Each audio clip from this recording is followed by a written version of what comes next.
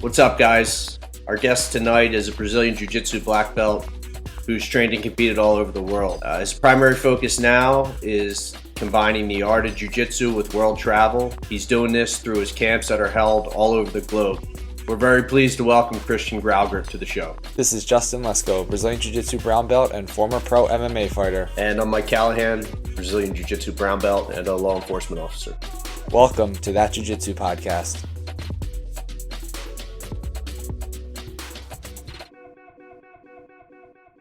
Christian, what's up, man? Hello, hello. Hey, Christian, can you hear us okay? Yeah, sounds good. I don't know what I signed up for, but I'm ready for whatever. Well, we won't take up too much of your time and we won't harass you too much. No, harass me all you want. Well, just for anyone who might be listening who might not be familiar with BJJ Globetrotters, how did you get started and a brief summary of what BJJ Globetrotters is all about. All right. Good question. It's that's a really good question. You're coming at you hard right out of the gate. Yeah. It just kind of started pretty randomly because I'd just been doing this round the world trip. I wrote a blog called the BJJ Globetrotter, and I came back home and we were going to the Europeans. Yeah, so we just had to come up with a name to register the academy, and someone said, like, let's use BJJ Globetrotters because that was kind of like my trip, the BJJ Globetrotter. And I was like, cool, we registered that. And we were like 15 people going. We were going there every year. And he said, hey, we're kind of like, it's kind of like a group trip, with the guys. We do it every year. And let's make like a t-shirt or something cool for just to kind of like team feeling. So I drew this logo with the bus, the BJJ Globetrotters. And we printed that as a patch. And then when I put a picture of that online, then suddenly there were lots of people who wanted a patch. And I was like, hey, looks cool. Can I have one? And like, oh, sure, why not, And so I shipped out a few patches, and then a few people, friends mostly from like that round the world trip where I trained so many places.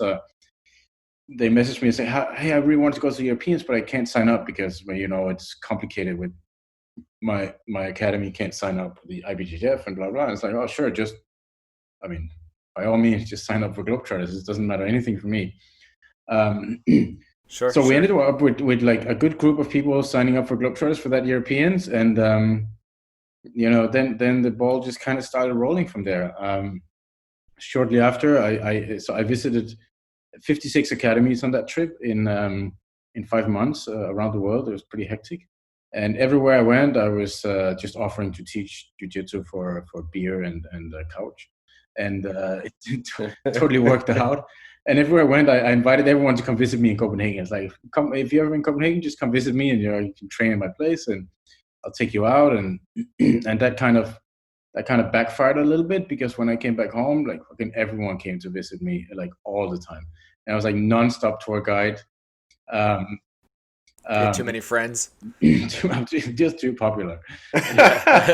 We've all been there. Way too popular. Yeah, I'm not sure how to say it. Kind of a big deal, but so yeah, I was like nonstop tour guide, and then I was like, at some point, I was like, that's what. Just all come at the same week because then I don't have to, do the same tour of sightseeing every single week. And there's like 25 people coming in 1 week, and we just, had a fun week. We trained like all day long, and what do you do with friends for a week, like on holiday? Right. And that was pretty fun. So next time there's 50 people coming, next time 70, next time 100, and the ball just been rolling ever since. And now not right now because there's a little pandemic. Yeah. Some getting in the way a little bit.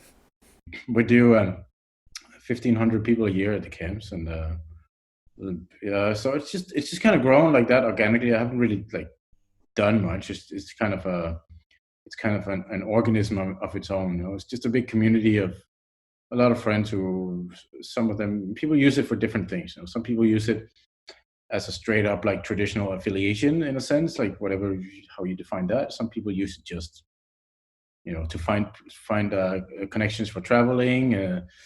And some people use it for as their instructors. They kind of use that as inspiration for if they don't have a teacher or something, they kind of connect with the community and learn from there. And some people use it to invite as like a couch surfing service we have. So some people use that to open their homes and their gyms to travelers, and it's a lot of things. It's just a lot of people who are like do a lot of things. That's my best description of it, with jiu-jitsu involved. So I've heard about the camps. A guy that we actually train with was an instructor at the Austria camp, Brian White. Yeah, Brian. Yeah.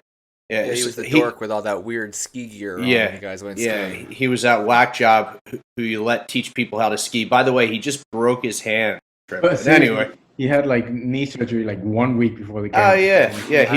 He's very old and brittle, so you just got to take that into account. His bones are brittle. Well, obviously with the pandemic, things have been put on hold. Did you have to do any cancellations of camps? Is there plans to reschedule those? Well, yeah, my business is like large social events, worldwide traveling, and close contact martial arts. I'm like, it's like bingo. It's like 3 out of 3. It can't be any worse. It's like, this is the worst possible thing that could ever happen to me. Yeah, but I mean, what can we do? We're in the same boat. We postpone a few camps to the fall, and we'll see. I mean, it is what it is. We got to go with the flow, and then just kind of. Yeah, I think jiu-jitsu camps is probably the last thing that will ever be allowed. But next month we have a camp in Iceland. Iceland is just like here where I live in St. Bart. It's kind of like a little isolated bubble, and they managed it pretty much completely. And they just opened the borders a few days ago for tourists, and they have like mandatory testing at the border and contact tracing, and they're super hardcore. And they had like 5 cases in 5 weeks or something. It's like almost nothing. So they've been allowing jiu-jitsu since the end of May. So Iceland we're pretty lucky. We had a camp planned in Iceland because they're like the perfect place to do it right now. That and New Zealand, but New Zealand is far away from everything. Like, who wants to right? Yeah, it's very difficult to get to. Yeah. Unless you're there. Have you been training throughout? Have you been able to get training in throughout the whole quarantine pandemic? No, we actually closed down the gym the day of the first case on the island. Okay. Way before they made any restrictions or anything, we decided to do that. It's only 9,000 people living here. It's a very small community. So and at that point there was not much data or knowledge about it. So we're like, okay, let's not take any chances. And definitely in a very, very small community, we don't want to be that group who is a super spreader. I mean, if everyone at jiu-jitsu gets it, then it's like literally 1% of the population. So that would be that could be pretty bad. So yeah, we could be in trouble. So we just stopped training there, and yeah. So it is what it is. I started running. I mean, who the fuck is running? Yeah, doing whatever you can. Yeah, running is for thieves. Right? I think it's like makes no sense. I just try to do a little bit here and there to kind of stay here, but it is what it is. In the big picture, I'm sure we'll look back at that and say, "Oh, that was crazy." You remember that time when we didn't train? It was like, oh. So, well, under normal circumstances, when you're putting a camp together, how much of you want to just travel to that place goes into where the camps happen? What's the process for deciding where you're going to take people? 100% of it. That's fair. That's fair. The camps are just me planning my dream holidays and then hoping some people want to join it. That's it. That's great. If I look at a camp destination, I have to be excited in my have the butterflies in my stomach. If when I sit and like research it, if I feel like fuck, I really want to go, that would be so cool, and I kind of imagine going there with my friends, then I get excited and then I want to do it. But it doesn't matter what place it is. If I'm not like super excited about going, then I'm not going to do it, because I think if I want people to crash my holiday and pay for it, then the least I can do is be excited about it myself. So yeah, it's a cool way to look at it, where you're just going on vacation and a bunch of people are coming with you to train while you're on vacation. Well, that's exactly what it is. So it's not even looking at it like that. It's just a bunch of people on a fun holiday, and then we happen to wrestle because we're just grown-ups who likes to wrestle. That's it. Has there been one place where that stands out to you as your most favorite camp that you've done, the favorite place to have traveled? I love all of them. It's like they're like my children. I can't choose any of them. I can choose between my children. I can tell you right now which one I like better. Fair enough. I said the camp, not my actual kids. Is that because we can maybe hear one crying in the No, background? Is that making the choice? Yeah, it's me. How long have you been training for, Christian?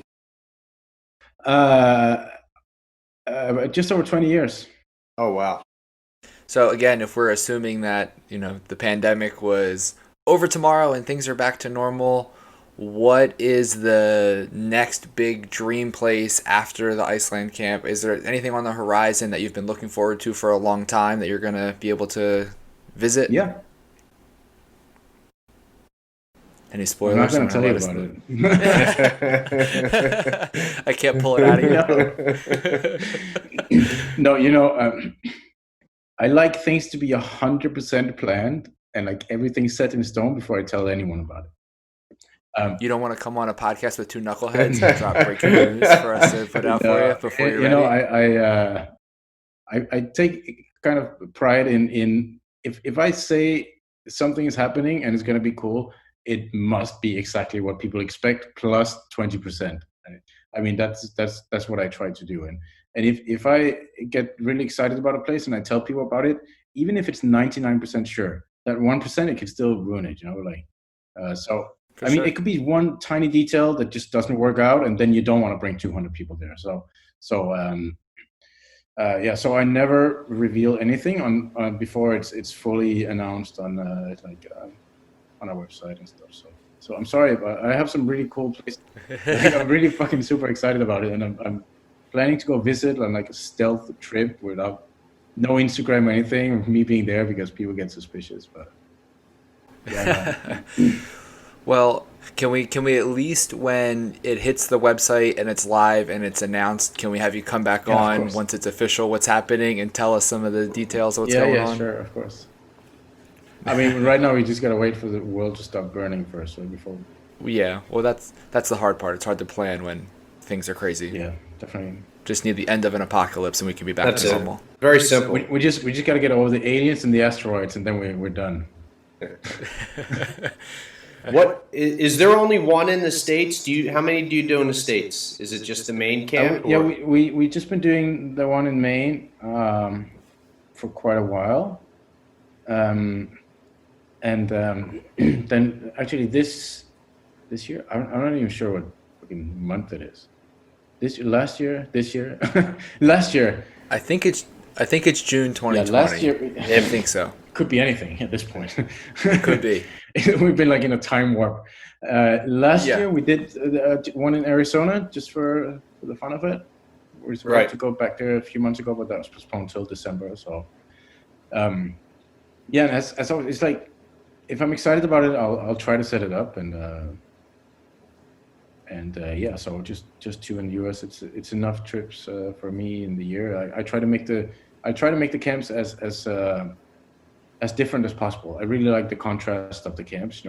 If I did like 10 surf camps a year, I would be so bored. I'd be so tired of it. Yeah. So it's very important for me that every single camp is as different as possible from the other ones. Otherwise, I cannot keep the excitement going. Absolutely, for sure. So Maine is like that's like 160 people in the forest, in cabins, and like that's a real like close to nature thing. And then Arizona is like a strange place in the desert. It's so weird. Who lives in a desert? I don't get it. Yeah. But it's really interesting. It's dry heat. Yeah, it's super fun. It's like I can get a new wardrobe in Walmart every time I go, so twice a year. That's enough. Got all the cool America T-shirts.